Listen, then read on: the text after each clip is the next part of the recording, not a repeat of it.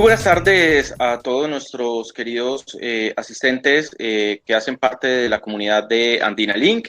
Les damos la bienvenida a nuestro ciclo de webinars y conferencias que desarrollaremos durante el año 2021, dando continuidad al éxito que tuvimos el año pasado con diferentes temáticas y diferentes maneras de ver, entender, reflexionar e intervenir el sector de las telecomunicaciones en América Latina. Porque básicamente estos espacios que ha diseñado Andinalink son eso, un espacio para la reflexión, para el diálogo, para disentir y reflexionar acerca de los múltiples aspectos que impactan en la industria de las telecomunicaciones en nuestra región, que por supuesto no son verdades terminadas, sino que son diferentes desafíos y maneras de ver y atacar los problemas que aquejan sobre todo a los medianos y a los pequeños operadores del servicio de Internet. Hoy vamos a estar hablando cómo conseguir inversores para el negocio de las telecomunicaciones, eh, para tratar de que los que son ahora pequeños, las MIPYMES, tengan la posibilidad de dar el salto al siguiente nivel, ir un paso más arriba en el escalafón y entrar al mercado de las telecomunicaciones como un operador ya mediano, convertirse en una pequeña telco, empezar a proveer otro tipo de servicios y soluciones en el mercado. Ese es el objetivo de este panel, en el que reconocemos que todos los pequeños operadores son grandes titanes en el proceso de prestación de sus servicios en sus regiones, han colonizado, han logrado desarrollar estrategias que les han permitido llegar a zonas apartadas donde nadie más llega, han incluso tecnológicamente encontrado formas diferentes de acceder y de prestar los servicios que han marcado un hito en América Latina respecto del resto del mundo en la provisión de los servicios de Internet.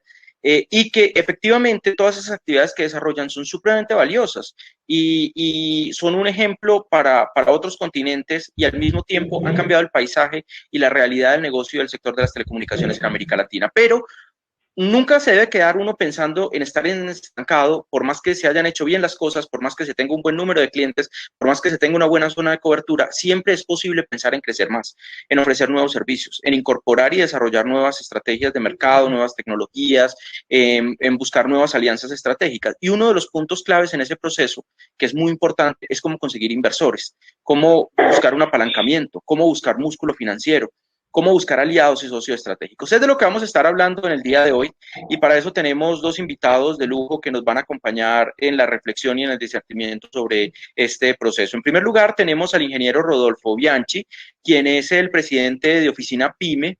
Es ingeniero en computación, tiene un posgrado en finanzas y viene trabajando desde hace mucho tiempo acompañamiento y asesorías en todo el sector de las telecomunicaciones para ayudar a las empresas a dar el salto de ser muy chiquitas, muy pequeñas y convertirse en medianas y, por qué no, en grandes.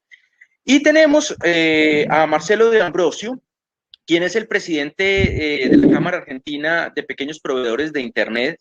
Marcelo ha estado recurrentemente en muchos paneles de Andinalink. En realidad, todas sus intervenciones y participaciones han sido reveladoras, nos ha siempre botado datos valiosísimos, le ha abierto los ojos a los operadores de telecomunicaciones sobre realidades paralelas que por el día a día pasan desapercibidos y muchas personas no detectan.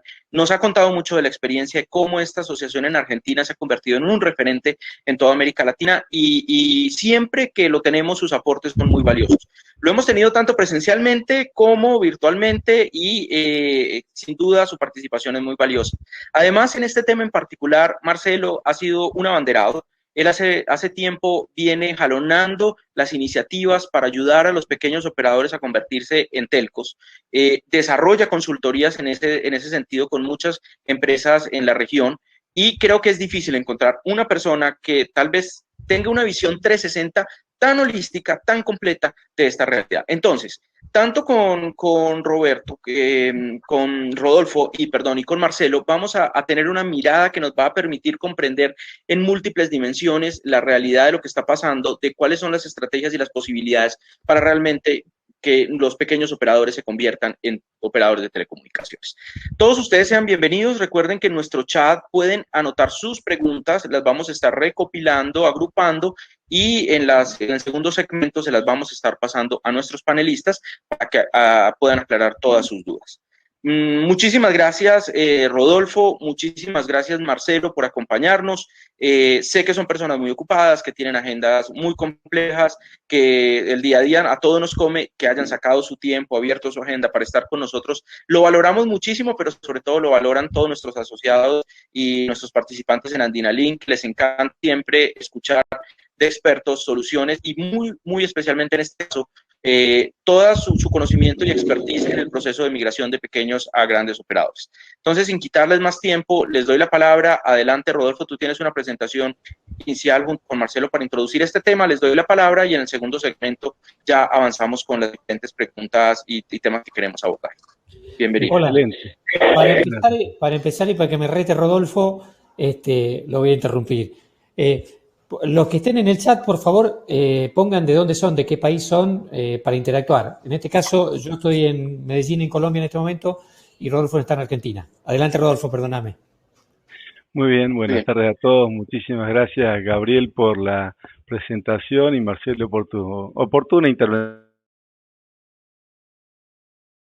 Voy a pasar con una pequeña presentación que preparé para ir tratando los temas que planteamos como introducción.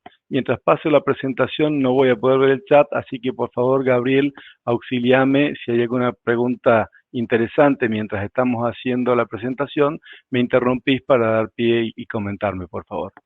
Si me pudieras confirmar, si ya estás viendo entonces mi pantalla. Sí, señor, ya la estamos viendo y ya también la gente nos está contando por el chat de dónde vienen. Así que adelante, por favor. Excelente, muchísimas gracias. Bueno, entonces, lo que nos reunía hoy era conversar sobre cómo conseguir inversores para nuestro negocio. Y acá tenemos que trabajar, bueno, estas cosas que pasan ahora, sí, se me puso rebelde la presentación. Vamos a ir viendo distintas preguntas que tienen que ver con cómo conseguir inversores. Y lo primero que tenemos que identificar es cuáles son las etapas que tenemos que realizar para ir creciendo, ¿no? Y para eso vamos a trabajar en 4 aspectos: el financiero, el manejo de los clientes, de los procesos y de las personas, reconociendo en el ciclo de vida de un prestador de internet o de un cable operador que tenemos 3 etapas mínimo: una infancia, una adolescencia y una vida adulta. Sin más rodeos, vamos a empezar a analizar cómo son las cosas en esa primera etapa, en esa infancia. La parte financiera es muy importante. Un ISP muy pequeño maneja sus finanzas en función del saldo bancario que tiene, o la caja, dependiendo de cómo se maneje, ¿no? Y algo típico de un pequeño ISP es que mezcla las cuentas de sus finanzas personales con la de el negocio. Otra característica de los ISP, no todo lo que se vende se factura. No hago un juicio sobre eso, sí digo que es una característica de los muy pequeños. Perdón, Rodolfo, si está mostrando algo no se ve nada, ¿eh? Ah, caramba. Entendía que no, sí. Sí se está viendo, Marcelo. De pronto tienes algún problema, pero acá yo lo estoy viendo bien. De pronto, si quieres, Rodolfo, puedes, mientras estás hablando, apagar tu cámara para que nos mejore un poco la señal y la... Bien. Ya se explica arriba la camarita y... Sí, perfecto. Pero acá nos confirman que sí se está viendo bien. Perfecto, dale. Adelante. Bien. Ahí apagué mi cámara entonces y ahí volví a la presentación. Bueno, entonces, hablaba de que las finanzas o el aspecto financiero es uno de los de las características típicas de un pequeño ISP que recién arranca. Otro aspecto que tenemos que tener en cuenta es el de los clientes. Al pequeño ISP rara vez sale a vender, al pequeño ISP vienen y le compran. Marcelo, no sé si ahora estás viendo y podés comentar respecto de la atención y de cómo el pequeño ISP ve al cliente como un enemigo. ¿Y por qué es eso?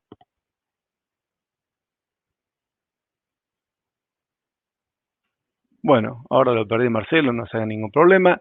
Entonces, la focalización... Perdón, acá estoy. Sí, entonces... Me pongo el video. Sí, te escuché. Estaba muteado. ¿Por qué el cliente te compra y no le vendes cuando sos un ISP muy pequeño? Bueno, yo creo que vamos a hablar en experiencia propia de por qué suceden estas cosas y por qué lo tratamos al cliente como un enemigo. Yo digo porque, primero, viene un cliente a comprarnos algo que no sabe. Compra mega de Internet, ni idea de lo que es un mega de Internet. Y nosotros le terminamos vendiendo algo que, si le preguntamos un poquito más serio al vendedor, tampoco sabe lo que es un mega de Internet. Estamos vendiendo cosas que no sabemos a gente que no sabe lo que está comprando. Es decir, somos unos afortunados si vendemos. Es decir, estamos vendiendo por propia impronta de venta de lo que la gente nos viene a comprar. Nosotros no vendemos, la gente nos viene a comprar. Yo, como muchos, tenía 0 vendedores, es decir, el mismo tipo que compraba, el mismo tipo que cobraba era el tipo que le vendía y que en 30 segundos le quería decir, tengo un plan de 5, de 10, de 50, de 100, y que diga, quiero el de 100 y se vaya, como si la persona supiera lo que tenía que comprar. Es decir, tratamos a nuestro cliente como enemigo. Eso es. ¿O no es lo que nos ha pasado a todos? Muy bien, sí, es así. Bueno, otro aspecto que tenemos que tener en cuenta es el de los procesos. Como en el ISP inicial la cantidad de empleados es mínima, en general todo lo maneja el dueño y todos los procesos están en la cabeza del dueño y él es el que va consiguiendo que las cosas vayan avanzando. Entonces, es totalmente dependiente del dueño. Los pequeños ISP saben, probablemente pasar un periodo de 3, 4, 5 años sin tomarse vacaciones, porque si salen del negocio 2 horas, ya hay algo que se traba y que no está funcionando, ¿no? Hay una dependencia muy fuerte del propietario. Y también una característica es que los pequeños ISPs arrancan con radios, con equipos de radio, ¿no? Es decir, hacemos todos enlaces con RF, no hay uso de fibra óptica, sí puede haber alternativas en los cable operadores, ¿no es cierto?, de tendidos, pero no de fibra justamente, sino algo más tradicional en sus inicios de años, ¿no? Bueno, respecto de las personas y de cómo manejarse con ellas,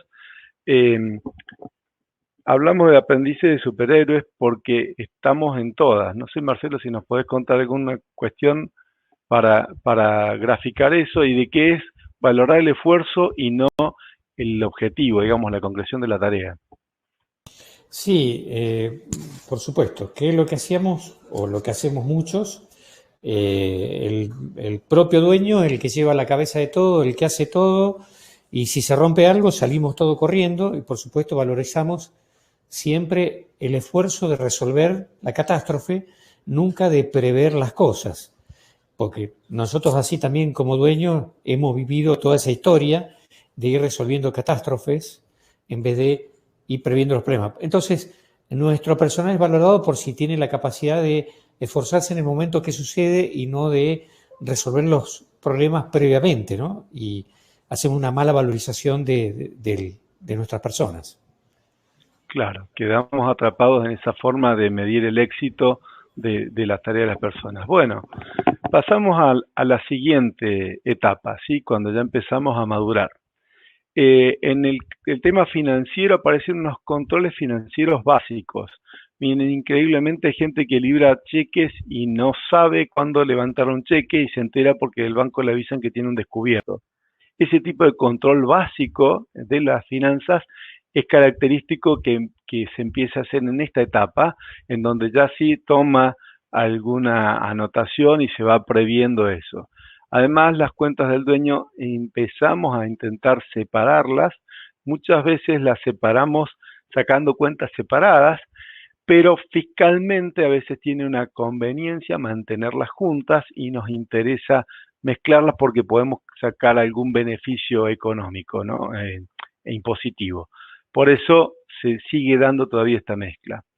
Y una característica del ISP es que tiene una gran dificultad para obtener créditos en esta etapa. ¿Qué pasa? Si yo trato de separar mi negocio de mi economía personal, mi negocio es muy reciente y los bancos no están dispuestos a darles crédito.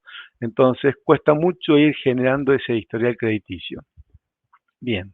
Respecto a los clientes tenemos algunas pequeñas mejoras, ¿no, Marcelo?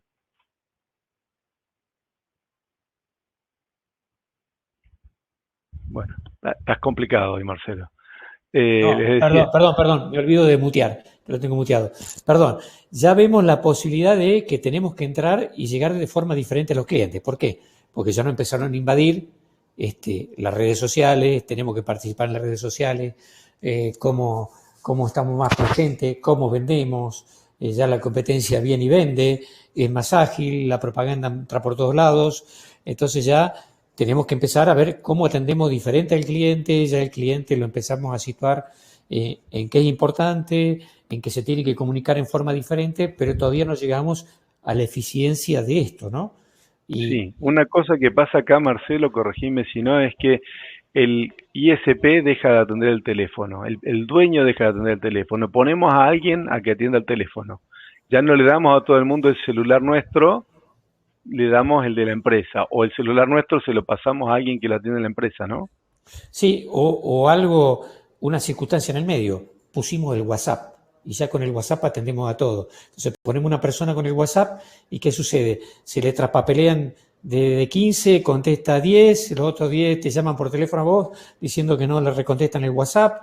Entonces atendemos mejor, pero hasta por ahí nomás. Es decir, tenemos un medio de entrada, pero lo desatendemos también, ¿no? Que es lo que nos ha pasado. Esto un poco creo que todos contamos propia experiencia de lo que nos ha pasado en un crecimiento. Sí, tal cual. Bueno, otra cosa que nos pasa es con los procesos. Acá típicamente lo que hacemos es darnos cuenta que ya con la planilla de Excel no podemos llevar la gestión, la cantidad de pasos y de estados que tenemos que tener en cuenta son complejos de llevar con Excel, como hay muchas personas metiéndole mano a las planillas, empieza a ser un problema, así que contratamos un software de gestión. Ahí tenemos que tener en claro que lo ideal de ese software de gestión es que esté integrado con el software de producción, ¿no es cierto? Porque siempre se produce una diferencia entre la cantidad de clientes que tengo en el software de producción con la cantidad de clientes que tengo en el software de gestión. Se me activo en un lado y no lo activo en el otro. Le cambio el plan de producción, pero le sigo facturando lo otro. Ahí aparece también esa cuestión cuando empiezo a tratar de unificar, ¿no? Y mejor en ese sentido. Es decir, nos dimos cuenta que existe un sistema de ticket y que tenemos que empezar con ticket. Y eso que todavía sí, los entes reguladores no nos apretaron, porque en todos los países, tanto Argentina como Colombia, como en todos lados, hace 8 años o 10 años que nos vienen apretando que tenemos que tener un sistema de ticket y un control de calidad de servicio y que, por suerte, los reguladores vienen atrasados con eso. Sí, y no estaríamos varios en falta. Bueno, otra cosa que nos pasa es que empezamos a crear departamentos dentro de la empresa, es decir, ya no es que todo el mundo hace todo, sino que empezamos a reconocer que hay gente que hace más tareas administrativas, otros hacen más instalaciones, otros hacen más de soporte, creamos esos departamentos. Y otra cuestión que aparece acá es que empezamos a generar una red mixta. Los que pueden hacer fibra óptica empiezan a hacer tendidos de fibra óptica y a consolidar su infraestructura por ese lado. Respecto de las personas, acá es donde empezamos a meter personas en la empresa, ¿no? Y como tenemos muchas personas, aparecen los conflictos internos. Esa pelea típica que hay entre comercial y producción, ¿no? Nos piden que vendamos más, pero producción no da abasto instalando. O terminamos en la gente de ventas atendiendo reclamos que deberían entrar en el área de reclamos y el vendedor lo termina atendiendo cuando no sea su área. ¿Y qué más cómo es este tema de las mejores líderes, Marcelo? Bueno, la cuestión es cómo encontramos a alguien que nos empiece a sacar trabajo y a liderar en determinados ámbitos, ¿no? Y esta es una cuestión de que nosotros no estamos preparados para esos. Y bueno, y tenemos que empezar a saber cómo delegar y a prepararnos. Y bueno, empezamos a encontrar que podemos hacer este tipo de cosas y separar personas. Y ya vamos a ver, más adelante les voy a contar un poco una experiencia de lo que ha pasado. Adelante. Bueno, y ahora llegamos a donde quisiéramos estar todos, ¿sí? Ya tenemos un poco más de madurez. Y lo primero que tenemos respecto de lo financiero es un plan estratégico. ¿Qué es un plan estratégico? Entendámoslo fácil. Es saber cómo quiero crecer y cómo quiero seguir creciendo. Es decir, cuánto voy a vender el mes que viene, cuánto voy a vender en cada mes del año. si voy a vender eso, ¿cómo tengo que adaptar mi estructura? ¿Cómo va a ser mi finanza? Si tengo que subsidiar, por ejemplo, a cada nuevo cliente, ¿cómo voy a acomodar mi flujo de fondos en ese sentido? Entonces, es importante que ya empezamos a mirar más hacia dónde queremos llevar el negocio y trabajamos con indicadores de gestión y un presupuesto anual. Ya les voy a comentar cómo lo trabajamos nosotros en varias de nuestras empresas, pero es importantísimo identificar este tema de los indicadores. Hay varias formas de planteárselo, pero una muy sencilla y muy común hoy es el uso de las OKRs, los Objectives and Key Results. Es un concepto que se trabaja, por ejemplo, en Google, en muchas empresas grandes, en donde nos salimos de cosas complejas como una ISO 9000 o 14000 y nos vamos a procesos manejados por los objetivos, ¿no? Y otra cosa es que nos preparamos para recibir inversiones. ¿Qué es esto? Si yo separé mis finanzas personales de las de la empresa, ahora un inversor va a invertir en la empresa, no en mi finanza personal. Por eso es importante que hayamos separado y que ya llevemos un tiempo andando en esto y que podamos mostrarle a los bancos un balance de la empresa con una historia de la propia de la empresa, para que ya no trabajemos más en base al dueño de la empresa, sino a la empresa que ya supera al dueño, ¿no? Ya es tiene vida propia, digamos. ¿Qué pasa con los clientes, Marce? Bueno, los clientes, voy a contar una pequeña experiencia, ya que lo que iba a comentar. Yo dije que hace como 5 o 6 años, algunos lo conocerán a Ronaldo Couto, ese es un gran asesor brasilero. Yo fui a la primera charla de Ronaldo y me di cuenta que de este negocio sabía menos 10, o sea, menos 10. Hoy creo que es cero de este negocio. Es decir, lo primero que presentó, me acuerdo, Ronaldo, era una planilla donde decían, ¿ustedes seguro están haciendo fibra o van a hacer fibra? Sí. Bueno, ustedes seguro, dice, van a gastar en 4.000 usuarios de fibra unos $500.000. Sí, sí, muy bien. Dijo, y ustedes seguro deben tener para llenar esos 4.000 usuarios y aproximadamente tantos vendedores, tanto van a gastar de marketing, tanto van a gastar de esto, tanto van a gastar de lo otro. Todos los que estábamos en esa charla nos mirábamos alrededor y nos decíamos, yo no tengo nada de eso. No, decía el otro, yo tampoco tengo nada de eso. Cuando puso todos los números sobre la palestra, nos dimos cuenta que todo esto que era una brutalidad que nos parecía en gastar en cómo hacer clientes y en cómo vender, era solamente el 7% de la inversión. Entonces, ¿qué nos mostró en una primer planilla, arrancando el día, en palabras clásicas, que éramos unos animales, que éramos capaces de hacer una inversión de $500.000 y no éramos capaces de gastar el 7% en vender lo que estábamos haciendo ahí, ¿no? Entonces, eso nos dimos cuenta que de este negocio sabíamos que solamente la parte técnica, que teníamos que hacer fibra. Y con eso no íbamos a vivir, porque si no hay venta, no se llenan las cajitas, si no se llenan las cajitas, no hay clientes. Entonces, por supuesto, ¿esto en qué declinó? Yo tenía 0 vendedores, voy a dar un caso, en la ciudad pasé a tener 2 vendedores internos, 2 vendedores externos, mejorar la calidad de venta de lo que quería vender, porque realmente vendía Mega y la gente no sabía lo que compraba Mega.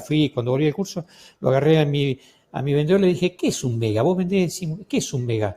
No, un megabyte, lo primero que me dijo. Listo, ya le entramos mal, ya no sabíamos de qué estábamos hablando, o sea, ya le estaba vendiendo por 10 lo que quería venderle. Entonces, esto empezar a tener visión de las ventas, estar cerca del cliente, explicarle, porque a mí yo he hecho la experiencia de explicarle al cliente y después dice, ¿por qué no me explicaron esto antes? Encima se te enoja de que vos le estás vendiendo qué es lo que el cliente tiene que tener, no comprar un plan de 10, sino comprar un plan de 50 porque tiene 3 televisores y ve Netflix en 3 en forma simultánea. Pero ¿por qué no me lo explicaron antes? Porque parece que encima estamos en deuda, que la culpa es nuestra, que no se la explicamos. Así que esto lleva a que ventas es una de las partes más importantes de la empresa y de que tenemos que tener equipos de venta. Por supuesto, ahí dice ampliación que tenemos que tener en mente toda la ampliación de servicios, es decir, vender alta velocidad. Yo digo, vender internet de 8 megas, 10 megas es como vender una bicicleta. Vender 100 megas es vender un auto muy bueno. Y no todos te vienen a comprar el auto muy bueno. Y vos tenés que explicarle que todos necesitan el auto muy bueno. Bueno, entonces hay que empezar a cómo vendemos ese auto muy bueno y además le ponemos un carrito atrás y además le ponemos cosas porque atrás del internet vienen y vendrán muchas cosas. Y después ahí dice la relación como las cámaras de vigilancia, como telefonía, como televisión, otros servicios, ¿verdad? Por supuesto, redes LAN to LAN, en redes de fibra, cámaras grabadas indoor, cámaras grabadas afuera,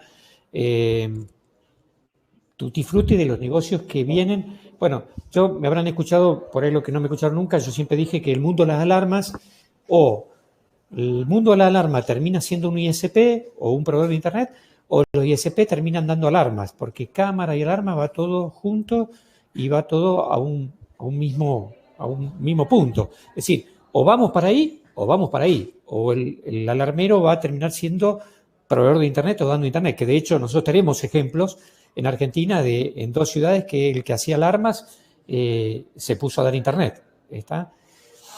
Perfecto. Otro concepto que aparece con el ISP 3.0 es la relación con los stakeholders. Estos son interesados, que hay gente que tiene intereses sobre lo que pasa con la empresa. Por ejemplo, si nosotros estamos en una ciudad y empezamos a tener mayor visibilidad porque nuestra participación es grande, sin lugar a dudas vamos a tener una relación con el intendente o el alcalde de la ciudad. Sin lugar a dudas vamos a tener ascendencia con proveedores locales. Con el tema al tomar personas de esta comunidad, empezamos a tener interesados en esa comunidad. Por eso es muy importante que el ISP en este estado de madurez maneje esas relaciones y las tenga bien presentes, ¿no? Pasamos a los procesos. Los procesos vamos a encontrar que hay rutinas de gerenciamiento. ¿Qué es esto? Miren, la reunión semanal. Para ponerlo sencillo, la reunión semanal, en donde yo hablo con cada sector y hago que entre los distintos sectores se entiendan, se apoyen y sacamos las piedras que hay en el camino. Acá se pueden tomar distintos formatos, ¿no? Un formato muy bueno es lo que se usan en empresas, en startups, en emprendedoras, ¿no?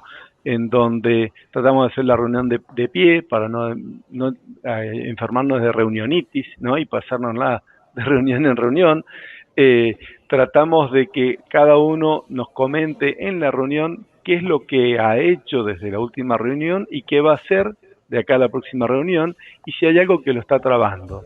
Esa forma de llevar adelante una reunión ayuda a que todos colaboremos para que cada uno de los que está presente en la reunión pueda avanzar en sus problemáticas. Otro aspecto muy importante es que tenemos manuales y procesos de control. Muchas veces está integrado en el propio software, pero es importante saber cómo es el proceso de alta para todos iguales, ¿no? No es que viene un operador y da el alta de una forma y viene otro operador y la da de otra forma. Otra cosa que nos pasa acá es que pasamos a tener redes intermetropolitanas. En este momento seguramente ya estemos alejándonos en kilómetros de nuestro nodo central y empezamos a tener una red cada vez un poco más grande, ¿no? Y así pasamos a ser proveedores de proveedores. ¿Qué es lo que nos pasa? Cuando crecemos tanto, aparecen otros ISPs pequeñitos a los que nosotros les vamos a proveer. ¿Qué pasa con las personas? ¿Cómo es la participación del empresario cuando estamos a esta altura en la empresa, Marcelo? Bueno, a esta altura tenemos que tener líderes en cada sector a los cuales reporten a la parte central, ¿no? Y el jefe, el empresario, ¿y qué es a lo que tenemos? Mira, yo te voy a decir la verdad, a mí me costó mucho creerme empresario. Yo siempre era el ingeniero que hacía las cosas. Y con el tiempo me di cuenta que era muy pobre porque no me sentía empresario en la cuestión de cuál es la diferencia entre el ingeniero y el empresario. El empresario es el que tiene que ver el negocio o tiene que ver el bosque. El ingeniero ve el árbol, cómo los árboles están bien plantaditos, cómo están bien en línea, cómo va todo bien. Y el empresario es el que tiene que ver el bosque. ¿Está? Bueno, convertirse en empresario es ver el bosque, se mueven las hojas para allá, tenemos que ir para allá. Esto es ser empresario, no es creerse. Yo te voy a hacer una analogía importante. futbolística, Marcelo. En este momento vos tenés que pasar a ser el director técnico del equipo de fútbol y no el capitán del equipo de fútbol. Es decir, tenés que salirte de la cancha, ¿no? Exacto.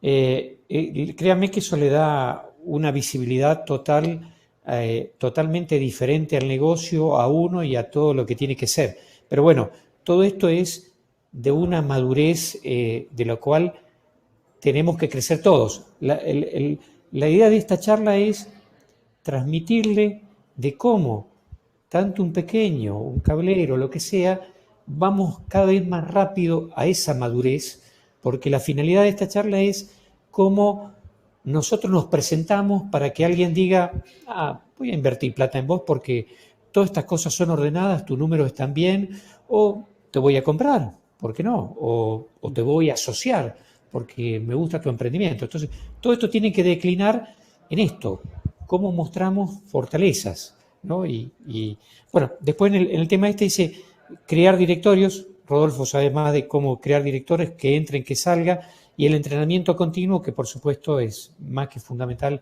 en cualquier empresa de tecnología, pero no nos olvidemos del entrenamiento de ventas, que queremos que vendan. Y yo les voy a contar una pequeña experiencia, para que vean. Hace 2 semanas a un vendedor, que lo tengo en un lado, él vendía normalmente y fue el que hace de coordinador general de la empresa y le dijo, mira, vos a partir de ahora tenés que vender el 40% de tus ventas, tiene que ser planes de 100 megas. Miren, si yo le muestro el cuadro, va a parecer increíble cómo de golpe empiezan a aparecer las ventas de 100 megas. Es decir, ¿este tipo qué pasó? ¿Es mágico? No, le cambió la cabeza y empezó a vender planes de 100 megas, entonces ofrece los 100 megas, dice que son mejores porque son mejores y después termina lo otro. Entonces, esto es una cuestión de educación. Para mí vender 100 megas es vender un auto bueno. Y la gente cuando vos andas en un auto bueno te mira en la calle y dice, mirá qué auto bueno que tiene ese tipo. A mí me gustaría tener un auto igual. Entonces yo quiero que la gente compre autos buenos y que me compre a mí, ¿no? Entonces, le explico esto porque me ha pasado en las últimas semanas y uno, por supuesto, siempre va aprendiendo esto. Bueno, fenómeno, gracias Marce. De los directorios, yo le diría que es bueno entender con quién puede hablar el empresario, ¿no? Porque cuando arrancamos, no nos manejamos por nuestra intuición, eventualmente le podemos llegar a preguntar al contador de nuestra empresa, que en algún momento vamos a tener que contratar uno, ¿no es cierto? Y nos sacamos nuestras dudas con el contador. Después podemos por ahí participar en una cámara o en un chat, en un grupo, en donde vamos a recibir información de colegas que nos van a decir sus experiencias, pero de acuerdo a su experiencia justamente, a sus posibilidades. Ahora, si nuestro negocio ya creció, es importante incorporar directores para que nos hagan ver más allá, que cada director nos pueda aportar no solo experiencia como ISP, sino por ejemplo en el aspecto financiero, en el aspecto de ventas, en cómo certificar una norma, y ese aporte es importante que lo haga un director porque está dentro de la empresa. Muchas veces se puede armar un directorio con colegas o con otros profesionales en donde una vez periódicamente, cada mes, cada 3 meses, nos reunimos en el directorio de cada empresa y vamos interaprendiendo, pero sobre todo nos vamos desafiando, ¿no? Porque no hay peor cosa para un empresario que conformarse con lo que tiene. No, el directorio te tiene que ayudar a desequilibrarte. Bueno, vamos a pasar un poco más rápido a contar la segunda tema que hablábamos. Ya dijimos cómo ordenamos la empresa para ir creciendo, ¿no? Ahora, cuando fuimos creciendo vamos a necesitar apalancamiento, vamos a necesitar que nos empujen y vamos a tener que utilizar técnicas financieras y comerciales para ir ordenándonos. La más importante de las herramientas financieras es el plan de negocio. Créanme uno no puede quedarse a la buena de Dios, tiene que claramente saber cómo va a ir creciendo, es decir, cuántas ventas voy a hacer por mes. Voy a hacer 100, 200, 500. Si estoy en 100, ¿puedo llegar a 200? ¿Qué me falta? Yo digo, bueno, capaz que hago las ventas, pero como el proceso de incorporar un nuevo cliente tiene un costo para mí, muchas veces me pasa que me desfinancio. Un cliente nuevo, supóngase que me cuesta $300 ponerlo, y el cliente no me paga $300 por la instalación, me paga 20, $50.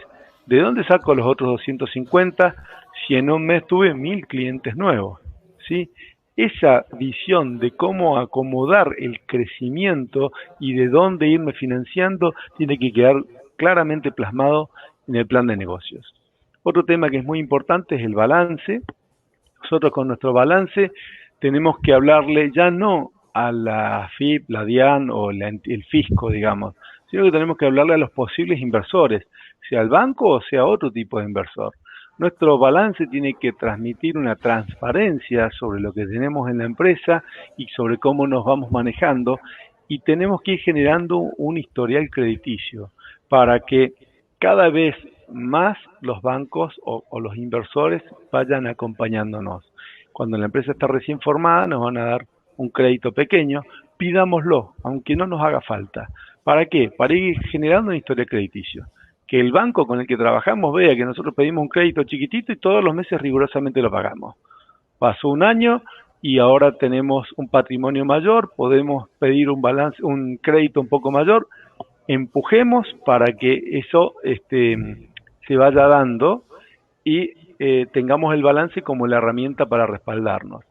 Bueno, el cash flow es importantísimo llevarlo actualizado y ver permanentemente por lo menos el periodo fiscal en curso, ¿no? Y otra cosa que tenemos que ver es el costo de la financiación. Muchas veces sacamos un crédito pensando que se va a pagar solo y no ocurre eso, ¿no? La cuota se nos hace pesada y se nos hace difícil seguirlo pagando. A veces pedimos prestado dinero a un interés muy alto. Permanentemente tenemos que medir ese WACC, que es ese promedio ponderado del costo de nuestras financiaciones. Hay otras herramientas financieras. Estas son el punto de partida y es importante manejarlas a todas. También tenemos un montón de herramientas comerciales, acá estamos viendo unas pocas. Puntualmente vamos a hablar de las encuestas. Marcelo, ¿por qué son importantes las encuestas? A ver, yo cuento la experiencia, siempre a reacio, es decir, vamos a hacer una encuesta de mercado. No, si yo el mercado lo tengo, lo conozco, salgo y vendo. Esto es lo mismo que dije antes, nosotros nos vienen a comprar, no vendemos. Nosotros aprendimos a hacer encuesta e hicimos encuesta de mercado. Y realmente el nivel de información que tiene la encuesta de mercado es súper útil. No se crean que es una cosa descabellada, que es una cosa de loco, que hay que hacerlo en una ciudad muy grande. No, una encuesta de mercado se hace desde un pueblo chico a una ciudad grande, tomando un entorno de un 95% de certeza de lo que dan las respuestas, y es súper útil. Le dice a alguien que decía lo mismo que muchos decimos: no, a mí no me hace falta. Yo conozco el mercado. ¿Lo conozco o no lo conozco tanto? Porque la verdad que la cantidad de información que da es muy certera. Entonces, hagan estudios de mercado. Cualquier cosa, les digo cómo es el tema de estudios de mercados. Bien, fantástico. Sí, tal cual como decís vos, Marce, por ahí nos pasa de que en una zona vamos a hacer un tendido de fibra óptica y no sabemos que ya hay otro prestador, no buscamos quién más está, y entonces no sabemos cuántas bocas tenemos que dejar, ¿no es cierto? Si un barrio tiene 1000 casas y sabemos que ya hay varios prestadores, probablemente no pongamos 1000 bocas, tengamos que apuntarle al 50, al 30%. La encuesta nos puede ayudar mucho en ese sentido, ¿no? Sí, en todo sentido, en saber lo lógico. Nosotros, ¿qué hacemos? Haces una encuesta, ¿y cuántas personas son en la casa? ¿Y qué hacen? Ya, viste, cuando generalmente vos tomás, si estás en una ciudad de tanto, y dividís por cuánto, por 3 o por 4 la cantidad de personas que hay en una casa. Bueno, esto te da un promedio bastante cercano de empezar de acuerdo a cuántas personas vos tomás y cuántas casa vos tenés en una ciudad. A partir de ahí, si son mayores, si no son mayores, si estudian, si no estudian, cuántos miran Netflix, bueno, un poco las preguntas que nos sirven de utilidad para sacar en base. En realidad tienen que ser preguntas muy certeras, no muchas, pero para que den una información de tomar un camino. Si esas preguntas no nos dan información de un camino, no sirven. Entonces hay que analizar muy bien lo que se hace. Perfecto. Bueno, vamos a pasar a otra etapa de la charla de ahora, entonces vamos a hablar de fenómeno. Ya puse la empresa en orden, ya tengo estas herramientas para entenderme, ahora ¿cómo consigo el financiamiento? Entonces te voy a robar el micrófono un rato, Marce, y voy a contar las principales alternativas que tenemos, ¿sí? Y voy a tratar de ir rápido. Lo primero que nos pasa cuando montamos un negocio es que lo hacemos de forma personal y nos transformamos en el hombre orquesta, ¿no? Llevamos todo.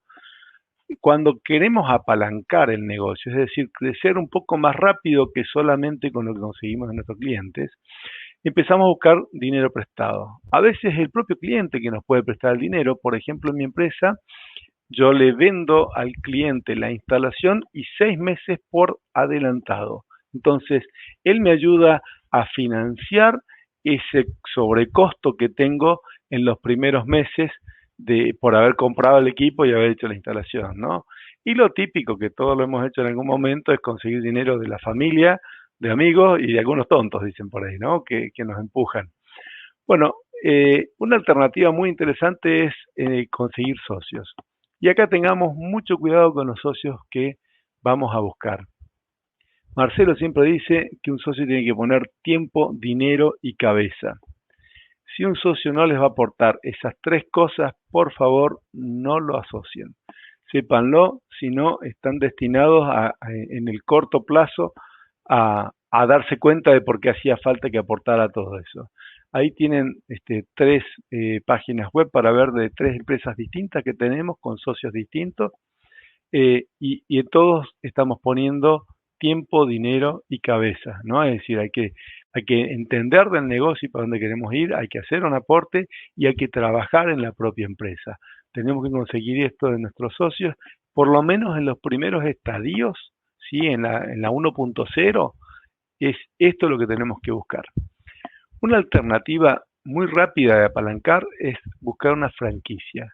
Es decir, yo puedo buscar una empresa que sea ISP, que sea más grande, que me apadrine de alguna forma, que me ofrezca un sistema de franquicia en donde, por ejemplo, todos los experimentos del taller de I+D, digamos, lo tenga la empresa más grande, la atención telefónica la tenga la empresa más grande, y eso me va a apalancar en tiempo, ¿sí? Me va a ahorrar también muchos costos, por eso es una forma de apalancamiento. Después vayamos al crédito bancario, que es el más tradicional de todas las formas que tenemos. Acá es importantísimo el historial crediticio. Les insisto, no hay que salir al banco a pedir dinero el día que nos dimos cuenta que no nos alcanzaba la plata. Si hacemos eso, no vamos a tener ningún éxito. La verdad es que al banco hay que pedirle el paraguas cuando hay sol, porque de esa forma nos aseguramos que cuando llueva tenga más posibilidad de tenerlo. Si empezó a llover y yo estaba sin paraguas, créanme, no hay posibilidad de que lo consiga. ¿Qué les quiero decir con esto? Todos los años pidan un crédito, aunque no les haga falta. Miren, hay un concepto que se llama escudo fiscal. Cuando uno retira dinero de su negocio, paga impuesto a las ganancias. Cuando el banco retira dinero a través de la cuota que pagamos de los créditos, no paga ganancias. Ese escudo fiscal va a hacer que ganemos más dinero. Por eso es bueno pedir crédito. ¿Hasta dónde pedir crédito? Miren, esto es como arrimarse al borde de un precipicio para mirar el paisaje. Si el suelo es firme, yo me puedo arrimar mucho. Si el suelo está medio movedizo, no me arrimo tanto porque me puedo caer. ¿Qué quiere decir esto? Ustedes tienen que analizar cómo está el mercado, cómo estoy yo con respecto a la competencia, cómo viene mi crecimiento. Yo evalúo un poco mi empresa y en función de eso pido más crédito cuando sé que estoy más firme. Una forma que se está usando muchísimo es la venta de valores. Yo emito un cheque a fecha que lo doy al banco, lo vendo y en el corto plazo es lo más económico, es mucho más económico que otras formas de crédito. Ténganlo presente, sí es importante saber que a lo mejor después no me renuevan a la misma tasa y hay que ir entendiendo cómo se maneja eso, porque si libro muchos cheques de corto plazo y después no lo puedo cubrir, ahí chocamos, ¿no? Ese es un concepto que hay que tener muy presente, pero es una forma muy tradicional. Otra menos tradicional de conseguir fondos es a través de crowdfunding o crowdlending. En Colombia hicimos una campaña con la gente de Ascenso, que depende de la Bolsa de Valores en Colombia, y conseguimos crear la infraestructura para atender primero un barrio, después otro, gracias a los aportes que conseguimos de esta red. Ahí les dejo un link para que miren la campaña que hicimos. Fue una campaña récord y modelo. Ténganlo presente, realmente es una forma muy linda de conseguir inversores, porque acá se da un ganar-ganar fantástico. El que quiere ahorrar consigue una mejor tasa que si va a hacer un depósito en el banco, y el empresario se puede manejar sin un sistema tan complejo o de mayor complejidad como puede ser la titularización. En la titularización, lo que estamos manejando y que se los recomiendo es un concepto como la venta en pozo de los edificios.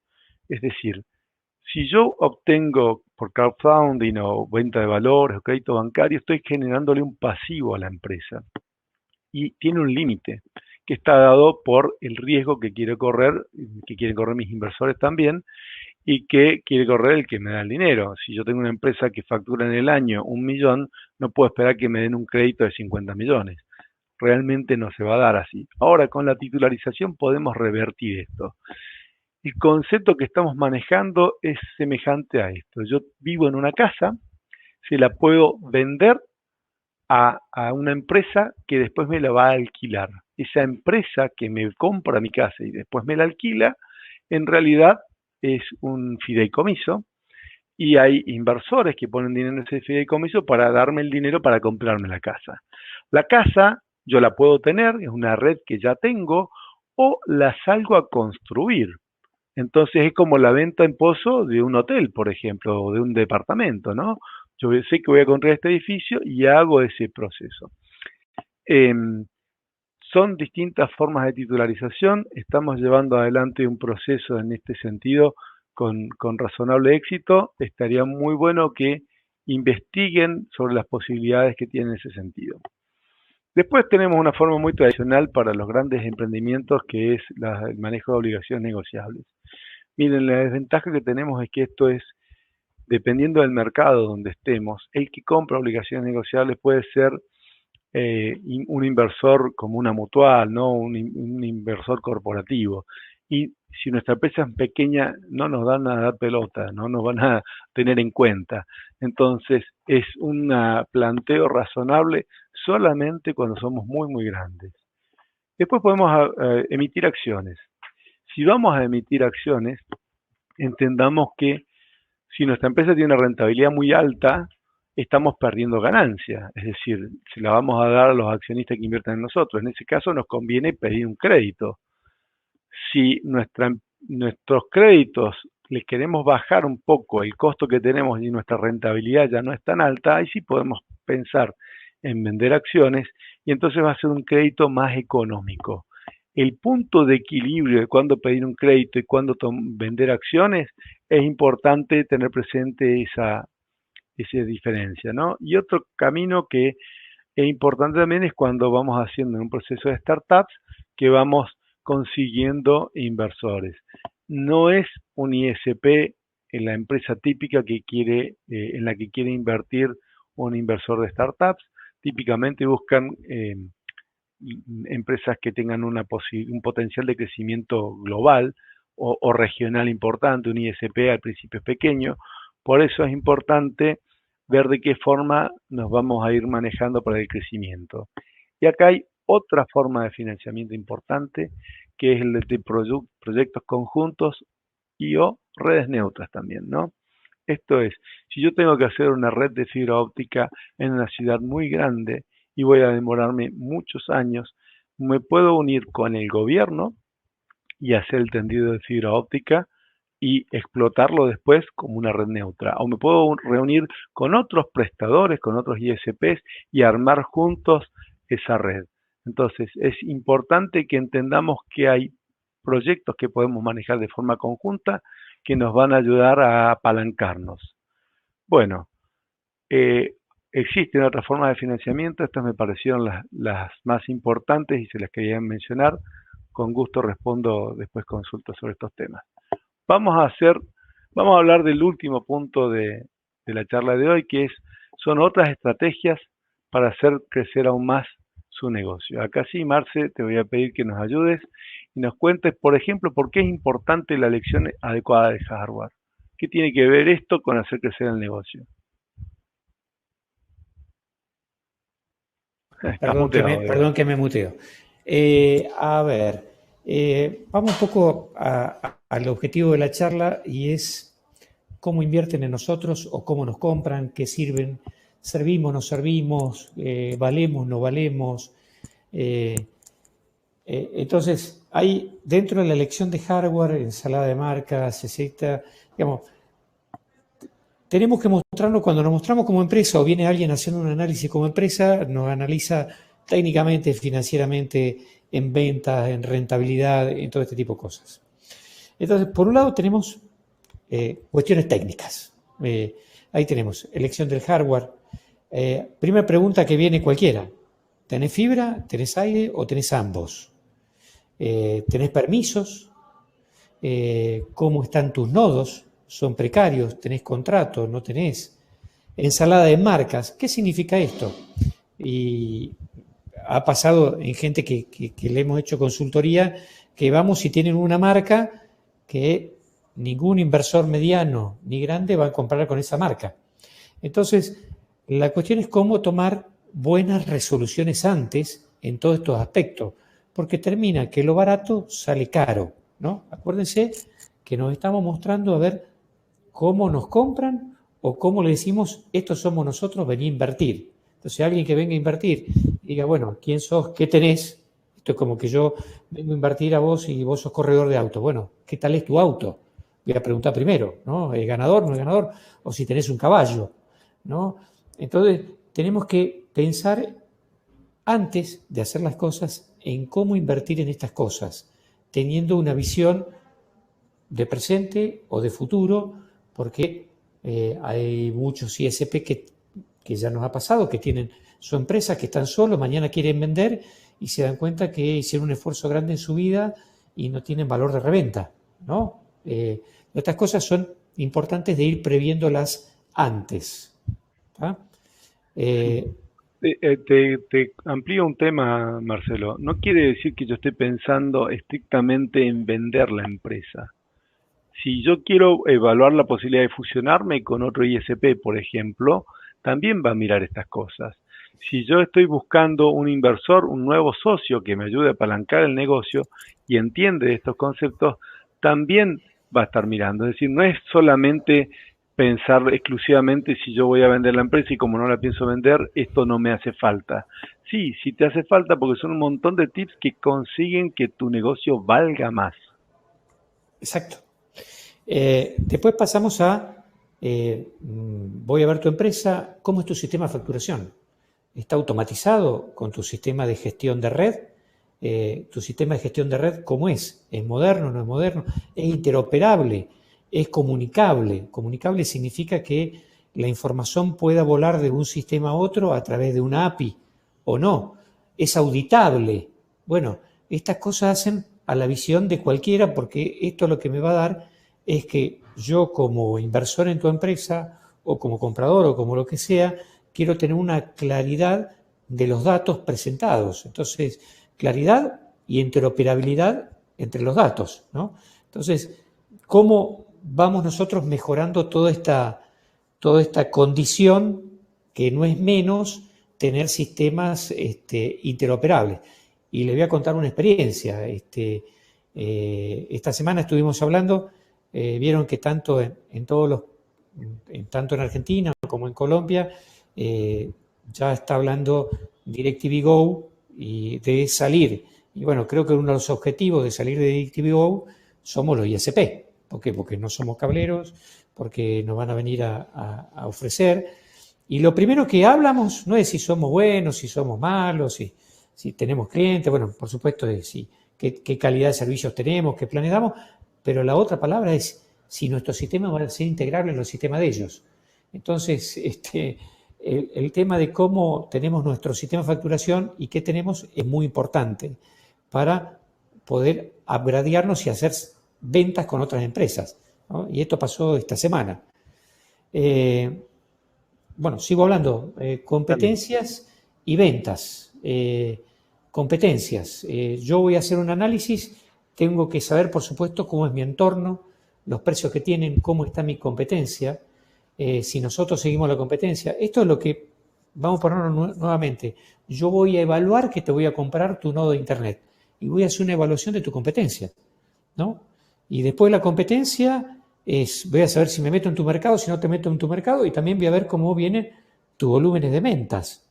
Y si eso lo tenés, con todo lo que habíamos dicho antes, si estas ventas ya las tenés estudiadas, programadas, con gente de ventas. Si tus ventas vendés 1000, pero ¿cuántos se te van por mes? Es decir, si tus clientes son estancos, y si tenés clientes estancos, ¿de cuántos años? Porque eso va a marcar tu calidad de servicio. ¿Tá? Todas estas cosas son las que ve el comprador o ve el inversor con un poquito más de ojo, ¿no? de cómo están tus ventas. ¿Llevas un cuadro de ventas? ¿Llevas información? Bueno, son cositas importantes de ver desde ese punto de vista. Te dejo a vos todo el tema de identificación de ARPU, y si querés te ayudo con el ARPU y después te dejo con el Evita. El ARPU, digamos, yo le podría hacer a muchos de ustedes, y me habrán escuchado en algunas charlas, y que yo soy muy trabajoso en esto hace muchos años, que yo quiero saber realmente cuánto cuesta de costo si yo un plan de 100 megas lo vendo en, no sé, en X pesos, ¿cuál es realmente mi costo? Sin tener que meter los costos variables, pero sí por lo menos ancho de banda contra ancho de banda. Bueno, hay formas de tener identificado ese costo. De hecho, nosotros lo hacemos con herramientas que una vez por semana yo sé 100 clientes de 100 megas cuánto me consumen de pico. Si sé cuánto me consumen de pico, sé cuál es mi costo promedio por usuario de 100 megas. Si sé mi costo promedio de usuario de 100 megas, puedo saber cuál es mi costo de 100 megas. Si sé mi costo de 100 megas, por lo menos tengo una sapiencia de cuál es mi ARPU, y por lo menos sin tener los costos variables, puedo saber cuál es mi ganancia. Bueno, esa identificación lo podemos saber por días, por semana, pero tener eso identificado nos da a saber que nuestros precios estamos ganando plata, y que yo sé que gano más plata con este plan que con este plan, y que tengo que salir. Entonces, esta identificación frente a cualquier inversor o frente a cualquiera, tener los números claros bien en la cabeza, mejora la presentación, ¿no? Adelante con el resto. Dale, mira, ARPU es Average Revenue Per User, es cuánto le cobro a cada uno de mis clientes, y de eso hago un promedio.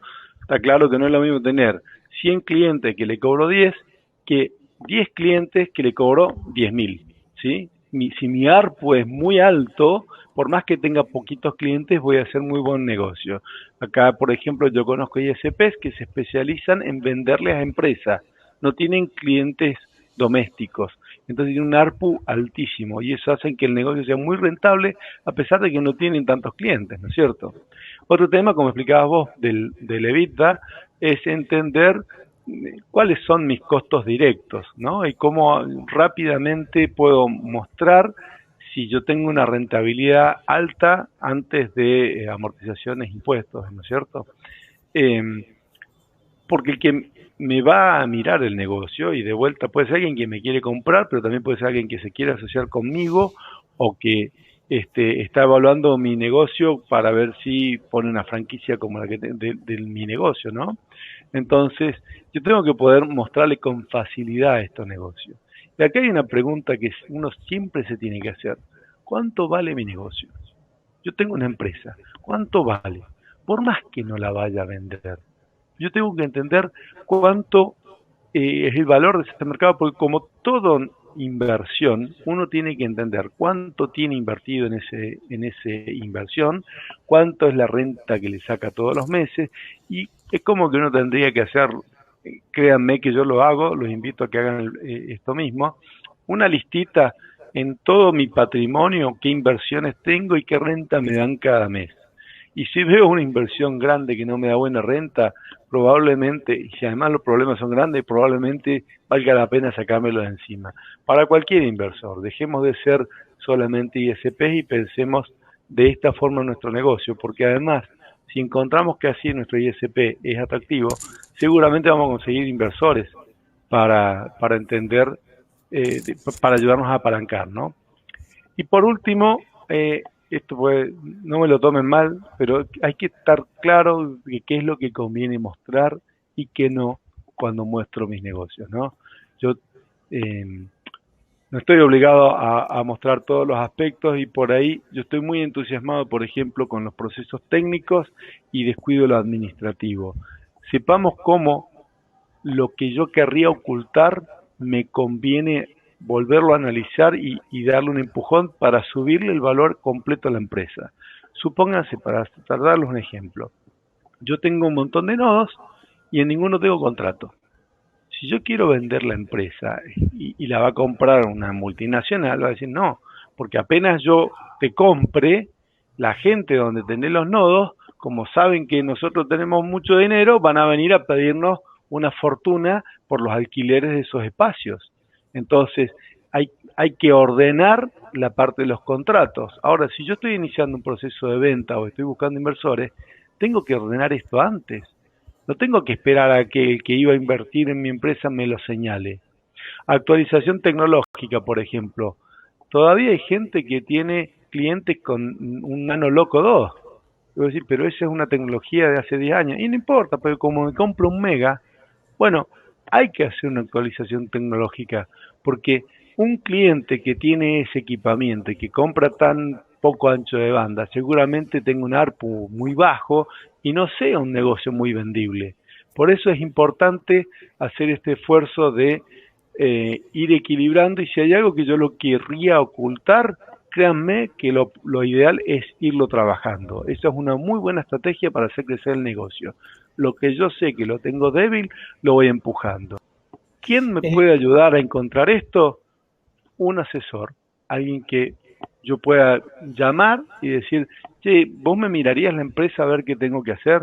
O quiero empezar un proceso de venta o buscar inversores. ¿Vos me ayudarías a mirarla? Y en eso hay dos formas distintas de encararlo. Una es una asesoría puntual, yo lo podría contratar a Marcelo. Marcelo, vos me harías una auditoría de mi empresa y vos me dirías qué puntos me conviene trabajar antes de salir a la venta. O puedo incorporar un directorio, en donde mes a mes voy trabajando con esta gente, con estos directores, y me van empujando en eso que yo estaba mal. Por ejemplo, yo tengo una muy mala exposición de mis balances y no consigo créditos, entonces incorporo en mi directorio a un ex gerente de un banco y pasa a ser mi asesor financiero, y él va a ir trabajando con el contador y demás para corregir ese aspecto de mi negocio. Los ISPs en general tendemos a trabajar solamente con nuestro dinero, no conseguir crédito, y ese es un grave error, porque el apalancamiento que conseguimos con un crédito nos ayuda a crecer mucho más rápido, y así es una estrategia importante para que aumentar el crecimiento de nuestra empresa. Bueno, yo dejo de compartir acá para pasar a la parte de las preguntas. Marce, no sé si querés agregar algo. No, el tema de Levita, que lo pusiste ahí, y está puesto, aunque es un nombre bastante técnico, pero hay muchas empresas grandes que te pagan tantos evitas de año, ¿no? Entonces es un número para muchas empresas grandes que es el número y a partir de ahí multiplican. Entonces, sí, una forma típica de evaluar una empresa. Claro, otra forma típica de evaluarla es por la cantidad de usuarios. Y ahí hay quienes hacen la discriminación entre aire y fibra, ¿no? No es lo mismo. Sí.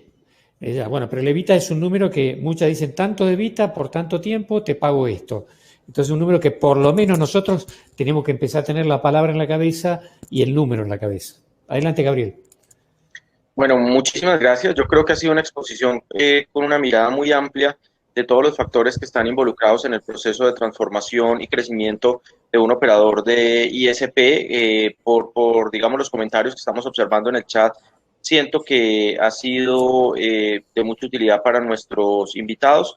Siento que como gran parte de los temas que ya están formulados han sido respondidos las preguntas que originalmente habíamos planteado, démosle paso a algunas preguntas que nos han dejado los asistentes que están conectados en este momento y que considero son relevantes. Una de ellas es de Mauricio Ríos, que pregunta si consideran conveniente tercerizar el proceso de ventas. Bueno, sí, y lo estamos haciendo en varios lugares, ¿no? Tenés que tener muy claro cuando tercerizás el proceso de venta es cómo vas a generar el incentivo, ¿sí? Tenés que diseñar muy bien la forma de comisión que vas a pagar. Por ejemplo, si viene alguien y te ofrece hacer publicidad, pues sí, bueno, bárbaro, pero yo no te pago por la publicidad, te pago por los clientes que me traigas, ¿sí? Si te dice, bueno, yo te hago ventas, bueno, pero miremos qué permanencia me firma ese cliente, qué abono me vendés. Es decir, es muy fácil tercerizar si uno hace una estrategia muy clara de cómo va a premiar y qué va a pagar en esa tercerización.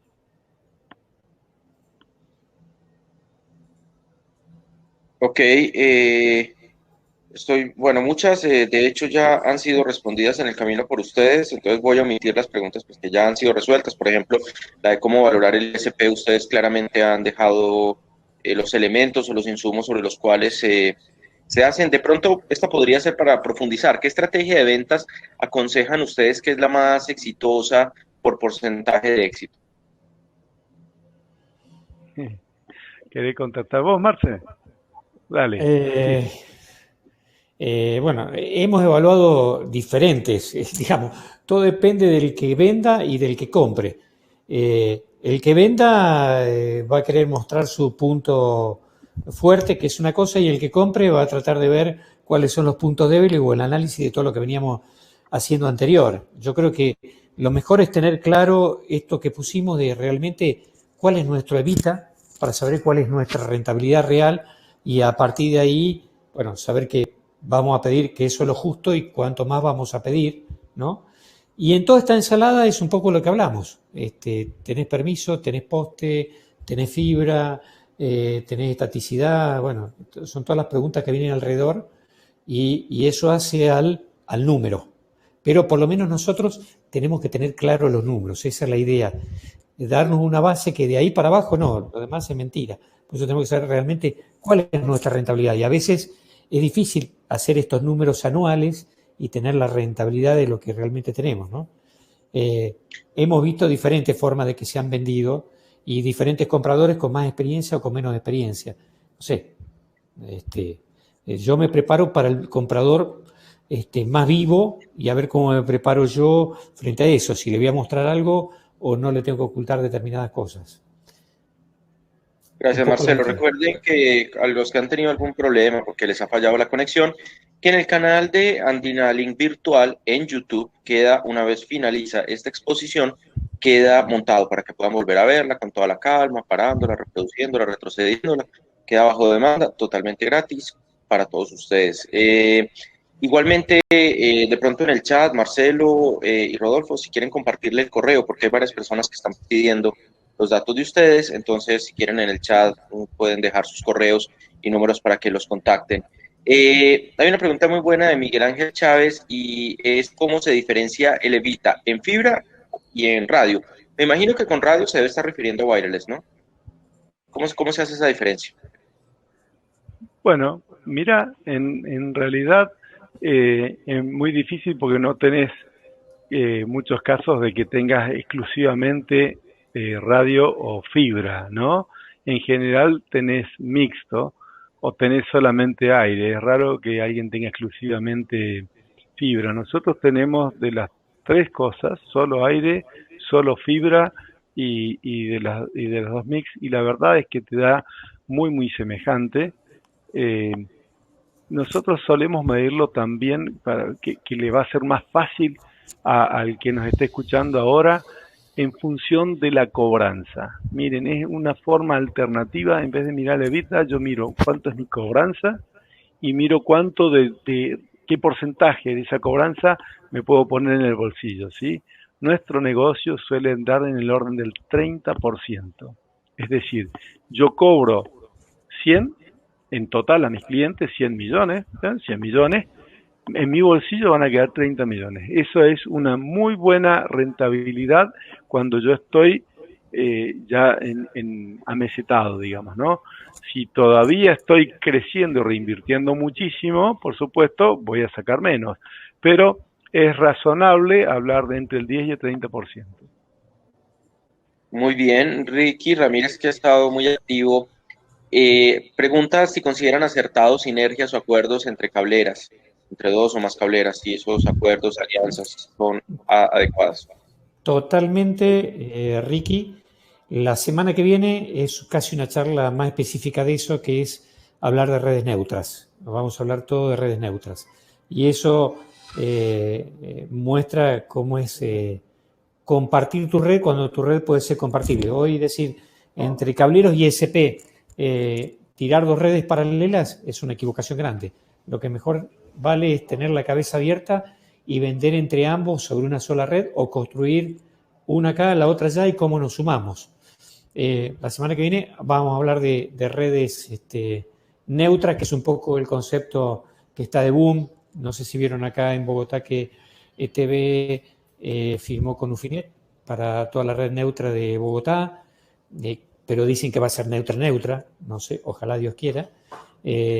Ufinet va a hacer 22 millones de home pass en Latinoamérica ahora en los próximos años, o sea que ya empieza este año, o sea que se viene un negocio donde ya los de Argentina me venían escuchando hablando hace rato y acá en Andina Link ya le hemos hablado, que hay una red mayorista y una red minorista.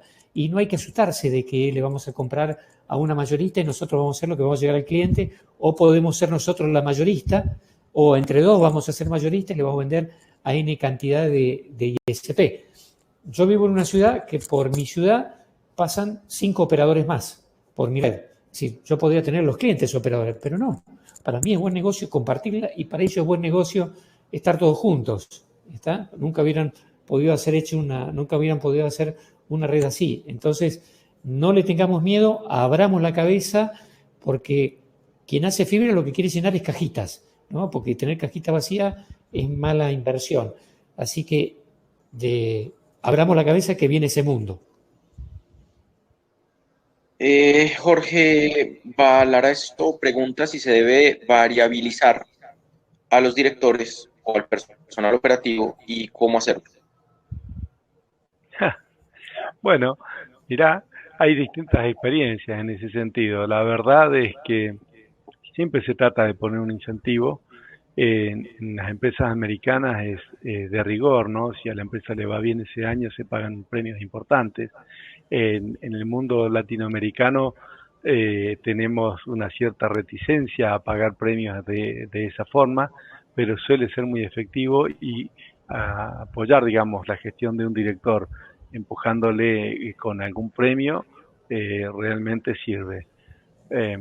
Pero también depende mucho del volumen de la empresa. En las empresas pequeñas suele no hacerse, suele pensarse en algo fijo e incluso pensar en casi como si fueran horas de consultoría la de apoyo de un director.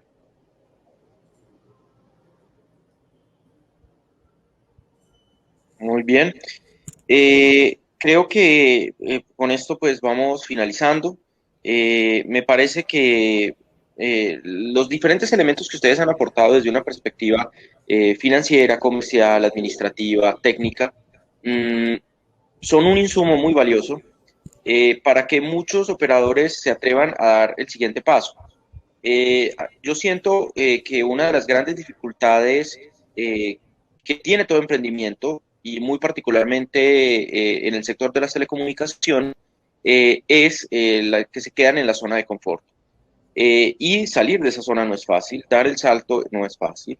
Creo que hay muchas recomendaciones que son asuntos que no se leen en ningún libro, que ustedes han dicho acá, que no están en ningún manual, pero que son realmente muy valiosas. Desde perspectivas de la importancia, por ejemplo, de hacer un crédito anual en lo que han insistido de manera sistemática, hasta ordenarse en los números, que es tal vez uno de las grandes falencias que tienen los operadores. Entonces, yo realmente creo que ha sido muy valioso. Yo quiero agradecerles por haber sido tan honestos, tan transparentes en esta información que va desde la práctica hasta lo académico, y que sin lugar a dudas, en la medida en que responden a una curva de aprendizaje ya vivida por ustedes, ayudan a que muchos otros no tengan que cometer errores, ni repetirla, ni tener que construirla a golpe, sino que hace un salto en la experiencia de aprendizaje e implementación supremamente valioso. Entonces, yo quiero pues agradecerles muchísimo por eso. Les recuerdo que queda disponible en nuestro canal de YouTube de Andinalink Virtual para que todos se conecten y lo vuelvan a ver a partir de más o menos 24, 48 horas ya está disponible, y ahí pues puedan repetir todos estos momentos que son muy relevantes. Ya Marcelo nos ha publicado todos sus datos en el chat para las personas pues que ya quieran profundizar o quieran llegar a algo más específico con él. Rodolfo también los ha publicado, entonces pues ahí tienen sus datos de contacto para que hablen con ellos, y pues si quieren ya profundizar en algún tema en particular o quieren una consultoría, una asesoría muy particular de ellos, pues ahí lo tienen disponible. Esta semana en nuestro artículo de Andinalink hacemos justamente una reflexión acerca de lo difícil que es el terreno de juego para los pequeños operadores de Internet. En general, fui muy enfático en una frase, y es que difícilmente no hay otro sector de la economía que sea tan golpeado para los pequeños empresarios, microempresarios, como es el sector de las telecomunicaciones. Es decir, mientras los gobiernos invierten grandes cantidades de dinero en hacer incubación y emprendimiento en temas como el comercio, en temas como el turismo, en temas como la gastronomía, pareciera ser que en telecomunicaciones es todo lo contrario, es tirarle piedras al pequeño emprendedor para que no salga adelante. Entonces, si bien el camino es a cuestas, hemos querido combinar un poco esa reflexión con este proceso de aprendizaje de modelos de crecimiento, para decir, si bien no es fácil, si bien no es sencillo, si bien el camino es tortuoso y el mercado no está diseñado para los pequeños, pues existen fórmulas, existen estrategias, y se puede en algún momento, con la constancia, la perseverancia, el orden, el método y el trabajo, dejar de ser un pequeño operador y pasar a ser un jugador mediano e incluso un jugador grande, para finalmente prestar un buen servicio, dar solución a las comunidades y al mismo tiempo obtener utilidad, porque esto se trata básicamente también de un negocio. Entonces, esas son como las grandes conclusiones. Espero que haya sido de mucha utilidad para todos ustedes. A las más de 90 personas que estuvieron todo el tiempo conectados, muchísimas gracias. Tuvimos personas de muchos países, tuvimos personas de Colombia, de Venezuela, de México, de Perú, de Bolivia, de Argentina, de Chile, bueno, de muchísimas ciudades en cada uno de estos países. Entonces, a todos, muchas gracias. Y los dejo para que ustedes hagan el cierre, Rodolfo y Marcelo, y la despedida. Bueno, muchísimas gracias, Gabriel. Te felicito por el artículo en que diferenciabas la calidad de atención del pequeño ISP. Me encantó la experiencia que comentaste. Yo creo que eso pinta de cuerpo entero a un pequeño ISP, ¿no? Una reflexión que me gustaría hacer es que ninguna telco es propiedad de una sola persona, ¿sí? Las telcos en general cotizan en bolsas y son propiedad de un montón de personas y se deben a esos accionistas. Nosotros tenemos tendencia a no pensar de esa forma de organización. Entonces, hay que hacer un clic, hay que hacer un pequeño cambio en la forma en que pensamos nuestro ISP para poder seguir creciendo. Si queremos seguir siendo dueños del 100% de todo, la verdad es que nos estamos cortando las posibilidades de crecimiento. Quería mencionar que parte de la presentación de hoy la escribió mi amigo Ignacio Arias, que no nos acompaña desde hace algunos años, pero lo seguimos extrañando y considerando muy valiosos sus aportes para los ISPs, ¿no? Marcelo. Bueno, gracias, Gabriel. Un gusto ver tantos amigos conectados. La idea es, como empezamos al principio, empecemos a llamarnos empresarios de telecomunicaciones y a ver el bosque, no el árbol, y a cambiar la cabeza. A mí me costó hasta que creo que voy aprendiendo, hasta el día que dije yo sé -10 y voy a empezar a aprender, y eso que estoy grande para estas cosas, pero todos los días aprendemos. Así que adelante empecemos a llamarnos empresarios y a ver nuestro negocio de otra forma y a interrelacionarlo de otra forma. Cuando abramos la cabeza vamos a ver todo un ecosistema de gente que está en nuestra misma ciudad, que podemos interrelacionarnos a hacer muchas cosas más. Así que gracias, y cualquier cosa están todos nuestros datos. Perfecto. Dice Laura que le encantó ese concepto. Muy bien, como lo dijo Marcelo, vamos a seguir con ciclos de webinars muy relevantes. Nuestra próxima será sobre redes neutras, tema que hemos abordado en el pasado y que probablemente abordaremos también académicamente en nuestros artículos, y que en un webinar con también el equipo de CAPI vamos a profundizar. Pero además pues vienen otros muchos temas, por lo que los invitamos a seguirse conectando, estar pendiente de nuestros diferentes seminarios. Recuerden que son gratuitos y son procesos muy educativos para que mejoremos nuestras capacidades en la prestación y provisión de los servicios de Internet. A todos una feliz tarde, muchas gracias por acompañarnos y espero que haya sido provechoso para ustedes este ejercicio de reflexión académica. Encantado. Muchas gracias. Chao.